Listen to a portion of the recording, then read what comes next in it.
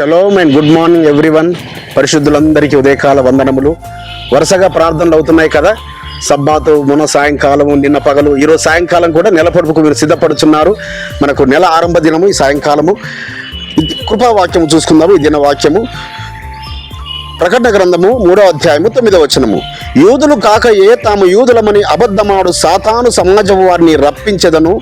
వారు వచ్చి నీ పాదముల ఎదుట పడి నమస్కారము చేసి, ఇదిగో నేను నిన్ను ప్రేమించుతనని తెలుసుకున్నట్లు చేసేదను. ఫిలదెల్ఫియా సంఘమునకు ప్రకటన గ్రంథంలో మరి యోహాను గారి ద్వారా రాస్తున్నాడు. ఒక ఉన్నతమైన ఉద్దేశంతో వారికి రాస్తున్నాడు. మీరు నా నామమును ఎరిగారు, మీరు నా నామమును తెలుసుకున్నారు. అదేవిధంగా నా నామం తెలుసుకోవడమే కాదు, మీరు యూదుల వలె మీరు అనుసరిస్తున్నారు. అసలు యూదులు అంటే చాలా మందికి అర్థం కాకుండా ఉంది పరిశుద్ధులారా. అసలు యూదులు అంటే వారు ఏదో ప్రత్యేకమైన వారు అక్కడే ఉన్నారు అనుకుంటున్నారు. అసలు లేయమ్మ మరి యాకోబు గారికి 4వ కుమారుని కలిగినప్పుడు నేను యెహోవాను స్తుతిస్తానని యహూదా అనగా యూదా అంటే యెహోవాను స్తుతించేవాడు అని తన కుమారుడిగా పేరు పెట్టింది. అక్కడి నుంచి ఆరంభమైంది యూదా గోత్రము. సో ఆ విధంగా 12 మంది కుమారులు ఉన్నారు యాకోబు గారికి. అందులో 4వ కుమారుడు మాత్రమే యూదా. సో మిగతా అందరు వాళ్ళు ఇజ్రాయేలీలు. కాబట్టి యూదులు కాకయే తాము యూదులమని అబద్ధమాడు సాతాను సమాజం వారట. అంటే యూదులు అనుసరించే విధానాలను అనుసరించే వారే నిజమైన సమాజం వారు.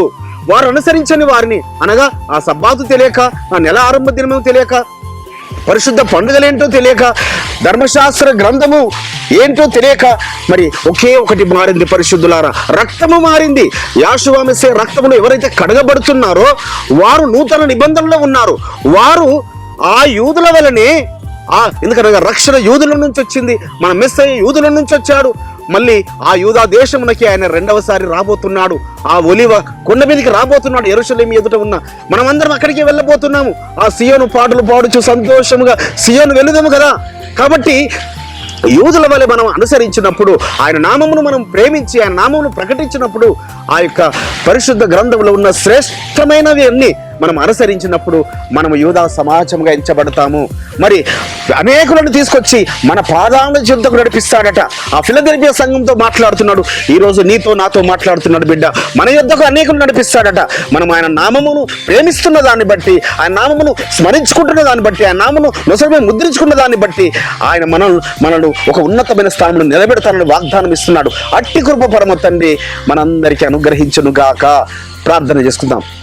పరిశుద్ధుడైన తండ్రి, యూదుల కొరకు తండ్రి మీరు ఏవైతే సిద్ధపరిచారో, లేఖనములు ఏ విధంగా అయితే సిద్ధపరిచారో, యూదుల నుంచి రక్షణ ఏ విధంగా అయితే సర్వలోకానికి బయలుదేరిందో, మమ్మల్ని కూడా తండ్రి అట్టి యెహోవాను స్మరించే వారముగా, మమ్మల్ని కూడా యహూదీయులుగా, ఆత్మ సంబంధమైన యూదుల మీరు మమ్మల్ని ఏర్పాటు చేసుకున్నందులకు నిండు మనసుతో కృతజ్ఞత తెలియపరుస్తూ నజరేయుడైన యెహోవా మెస్సీయ నామములో స్తుతించి వేడుకుంటున్నాం పరమ తండ్రి, ఆమేన్.